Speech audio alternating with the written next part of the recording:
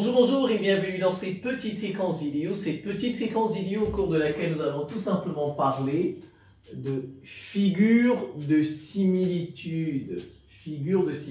Ici, nous allons traiter le cas du triangle. Je l'ai dit ici, ou similitude dans un triangle. Parce qu'on peut le faire dans les cercles aussi, mais ici, je vais parler du triangle. Certainement, dans les prochaines vidéos, nous traiterons le cas des cercles. Alors, c'est parti. D'abord, ça, c'est le cas général. Ici, c'est le cas général. Je peux écrire ici, cas général. Voilà. Et après, là, vous avez des cas particuliers. Je commence par le cas général. Si vous avez un triangle quelconque, A, B, C, dans le sens direct, vous voyez, nous sommes dans le sens, on va comme ça. Voilà.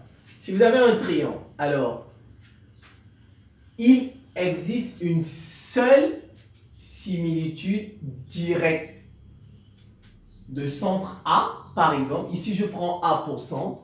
On peut prendre aussi B pour centre. On peut prendre aussi C pour centre. Mais bon, je prends ici A. Donc, si vous avez cette configuration, il existe une seule similitude directe de centre A qui transforme B en C. Qui transforme, donc vous voyez, ça veut dire qu'en fait, C, c'est l'image de B. Vous voyez, C, c'est l'image de B par la similitude directe de centre A. Et qui, bien sûr, a un rapport et il a un angle. Alors, donc, vous voyez, en fait, A, c'est le centre de la similitude directe. L'image de A, c'est A. B se transforme en C. Donc, B a pour image C. Alors, comment ça s'écrit? On dit le centre, c'est A, n'est-ce pas?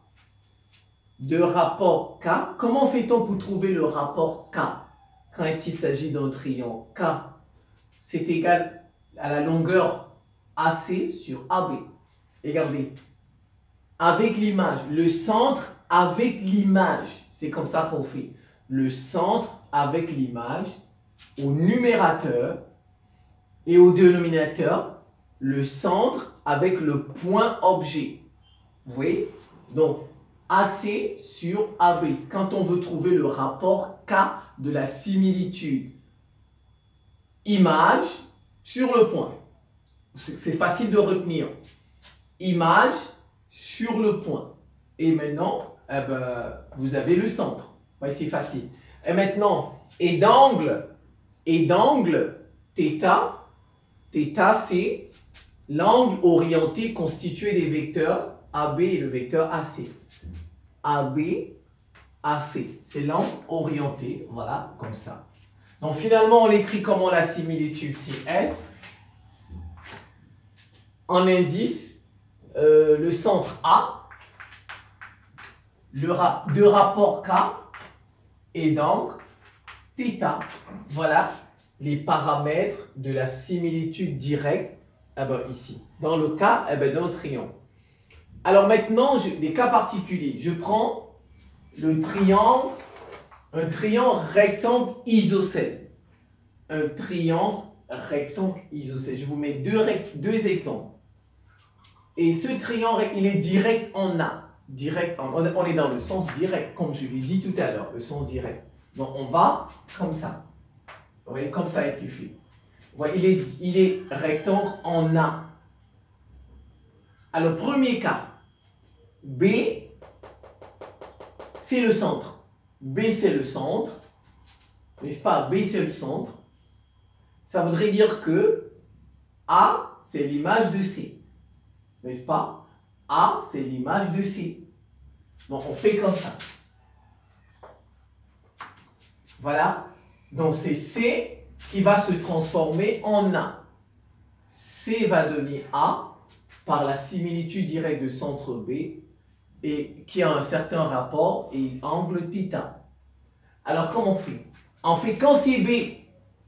Normalement, ça c'est un triangle rectangle isocèle. Ça voudrait dire, ça c'est pareil. C'est comme un carré qu'on a divisé en deux. C'est un carré qu'on a, un demi-carré. Normalement, ça c'est un demi-carré. Ça voudrait dire quoi? Que θ, c'est pi sur 4, n'est-ce pas? Quand on a un demi-carré. Parce qu'un carré, ça c'est pi sur 2, 90 degrés. Si je le divise en deux, ça me fait 45 degrés, donc pi sur 4. Donc en fait, θ ici, c'est pi sur 4. Le centre, c'est B. Maintenant, si on veut trouver le rapport c'est racine de 2 sur 2. Le rapport, c'est racine de 2 sur 2. On applique ça, K égale image sur le point. Image, donc AB sur, n'est-ce pas, on fait image sur le point. Je vous ai dit image sur le point. Donc ici, l'image, c'est A. Donc ça fait AB, n'est-ce pas?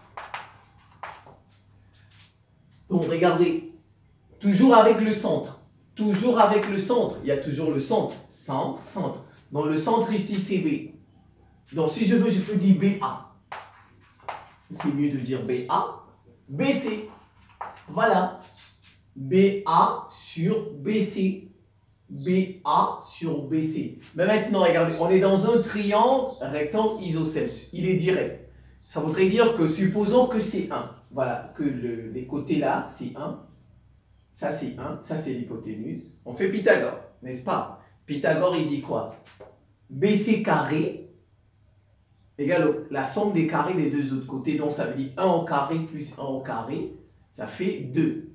Donc, BC me donne racine de 2, n'est-ce pas? Parce que c'est BC carré qui donne 2. Mais si j'enlève la racine, si j'enlève le carré, je mets racine. Donc en fait, BC, ça, c'est racine de 2. Et BA, c'est 1. Donc voilà, 1 sur racine de 2. Si je conjugue, j'obtiens racine de 2 sur 2. Donc, en fait, quand on est dans un triangle rectangle isocèle de cette forme, de cette configuration, où c'est B qui est le centre, où c'est B, voilà ses caractéristiques. Il s'agit d'une similitude de centre B, de rapport racine de 2 sur 2 et d'angle pi sur 4. B a pour image B et C a pour image A. C a pour image A et voilà. Très bien. Le deuxième cas. Maintenant, c'est C qui est le centre. C est le centre. Donc, ça change tout. Donc, ça voudrait dire que c'est B l'image maintenant. B, c'est l'image de A.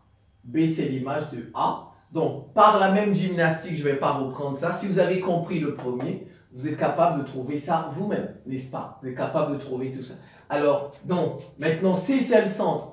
Donc, C a pour image C lui-même. A va se transformer en B. A va se transformer en B. Mais l'angle là, c'est toujours le même que celui-ci. C'est pi sur 4. Le centre, c'est C. Et maintenant, c'est K qui va changer. K, le rapport, c'est racine de 2. Or, ici, c'était racine de 2 sur 2. Mais cette fois-ci, le rapport, c'est racine de 2. Vous pouvez vérifier, hein. Vous faites la même technique. Parce que vous faites la même technique comme ça. Vous cherchez le rapport. Vous allez vérifier, vous allez trouver racine de 2. Alors maintenant, prenons un demi-triangle équilatéral. Un demi-triangle équilatéral. Alors, il y a deux cas aussi. Ça, c'est un triangle équilatéral. Mais on va le diviser en deux. On va prendre un demi. Regarde, ça, c'est un triangle équilatéral. Je le divise en deux. J'obtiens un demi-triangle équilatéral. Cette partie, je travaille dans cette partie. Alors, le premier cas, vous savez, I, c'est la moitié de AB. Donc ça, dans un triangle équilatéral, même longueur, ça égale tout ça. Mais I, c'est la moitié. Vous voyez, c'est la moitié. Alors, je prends ce triangle, le triangle AIC. AIC, rectangle en I.